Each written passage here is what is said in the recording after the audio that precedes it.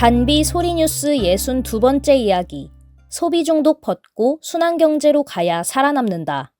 최근 수십 년 동안 인류는 엄청난 속도로 삶의 질을 개선했습니다.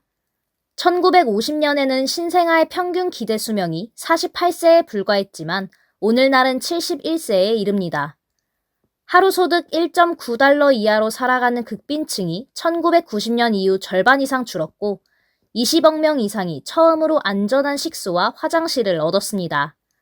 하지만 이런 혜택이 모두에게 고루 돌아간 것은 아닙니다.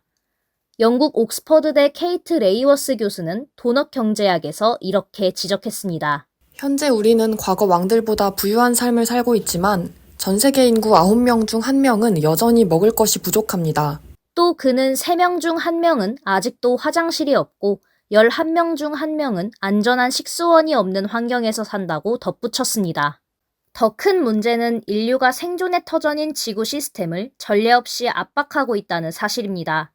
화석 연료를 태우는 등의 인간 활동이 극적으로 늘어난 결과 세계 기상기구는 2024년 지구의 평균 온도가 이미 산업화 이전 대비 1.55도 높아졌다고 밝혔습니다.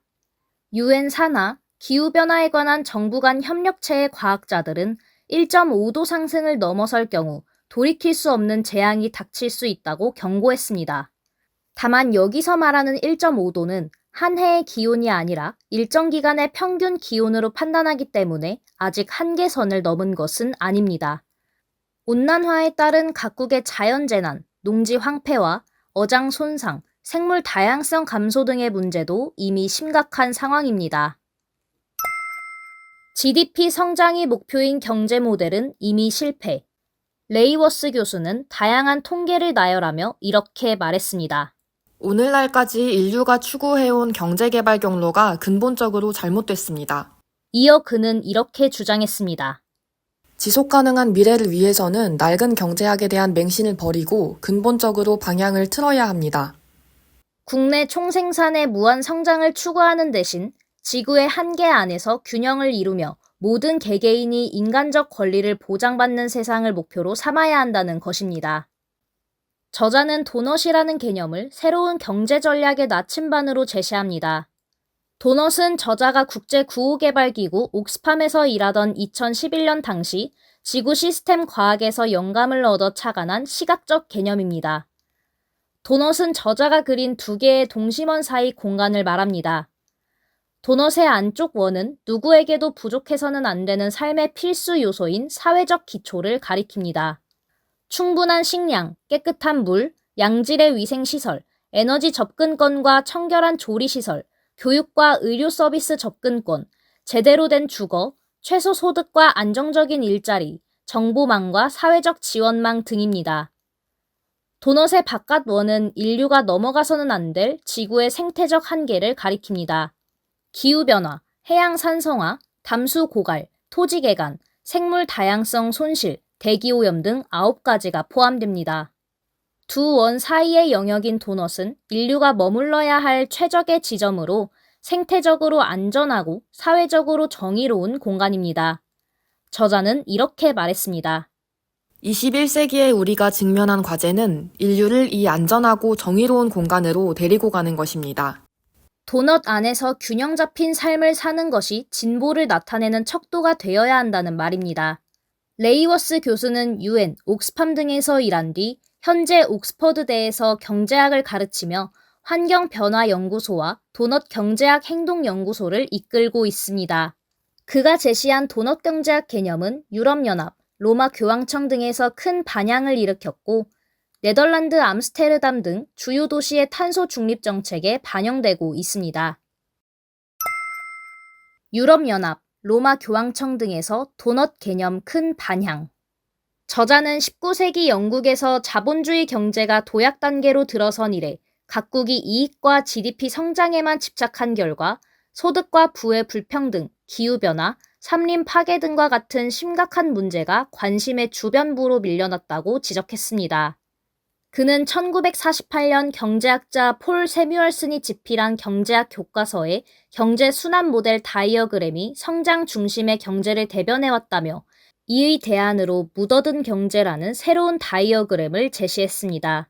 이 그림은 지구가 태양에서 에너지를 얻는다는 사실을 명시하며 경제는 에너지와 물질이 끊임없이 드나드는 열린 시스템이라는 것을 보여줍니다.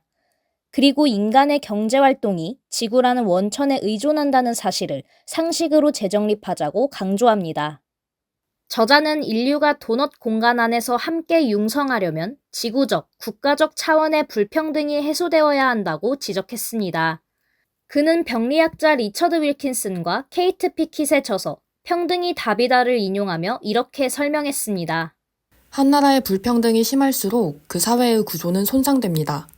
실제로 미국, 영국, 독일, 덴마크, 스웨덴 등 여러 고소득 국가를 연구한 결과 불평등이 심할수록 정신병, 약물 의존도, 수감자 수, 공동체 붕괴가 늘어나고 기대 수명, 여성 인권, 사회적 신뢰는 낮아지는 것으로 나타났습니다.